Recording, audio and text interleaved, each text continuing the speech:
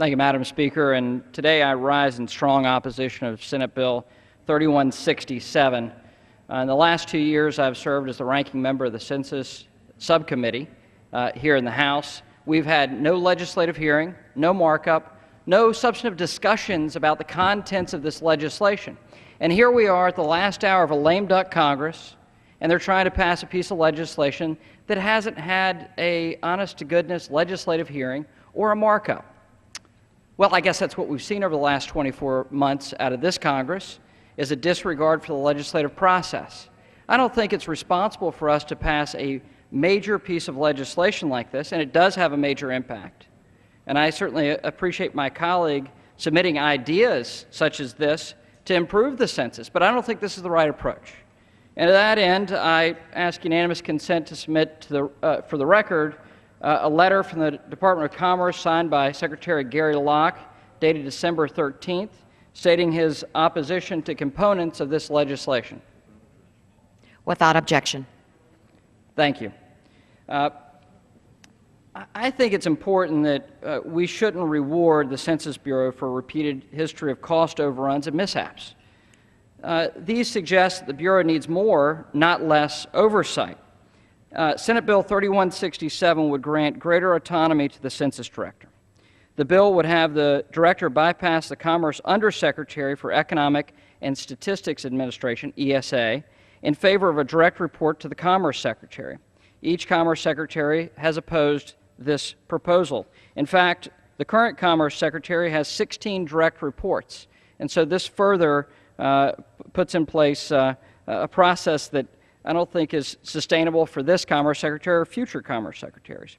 Yesterday, the current Commerce Secretary, Gary Locke, wrote a letter to Congress stating the Department, quote, strongly opposes the provisions of this bill enabling the Census Bureau Director to submit legislative recommendations or testimony to Congress without supervisory review. This letter also expresses concern about the provisions of the bill that would require the Director of the Census Bureau to report directly to the Secretary of Commerce. With regard to these views, it is worth pointing out that it is the Commerce Secretary himself who has granted the statutory authority to carry out the decennial census. The Census Bureau will have less oversight if it reports directly to the Secretary, as I've stated before, because the Secretary has 16 direct reports. The Census Director currently reports to the Undersecretary for Economic Affairs, who heads ESA.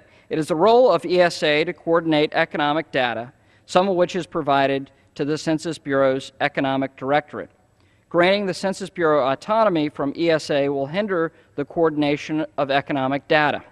And certainly we are a world leader in terms of our regard for economic data. The Census Bureau wants to operate as independently as possible. That certainly is understandable.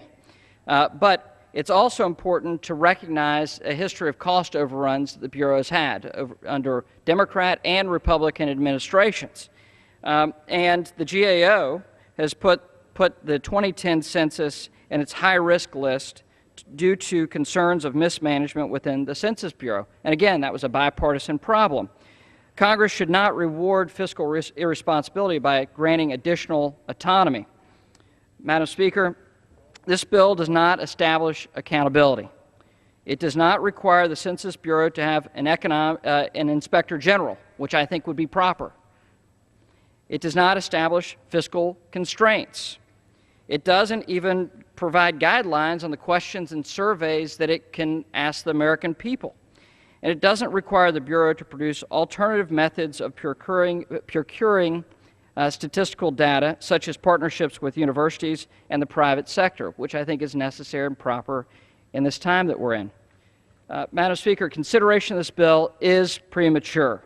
The 2010 census results will be released 1 week from today. The Bureau just announced that yesterday. But crucial information concerning the statistical confidence level of the data will not be released until early next year.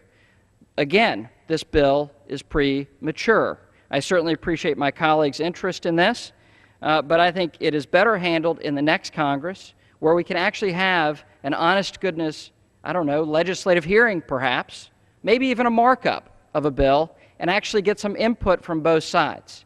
Just because the Senate passed it doesn't mean the House should rubber stamp it by any means.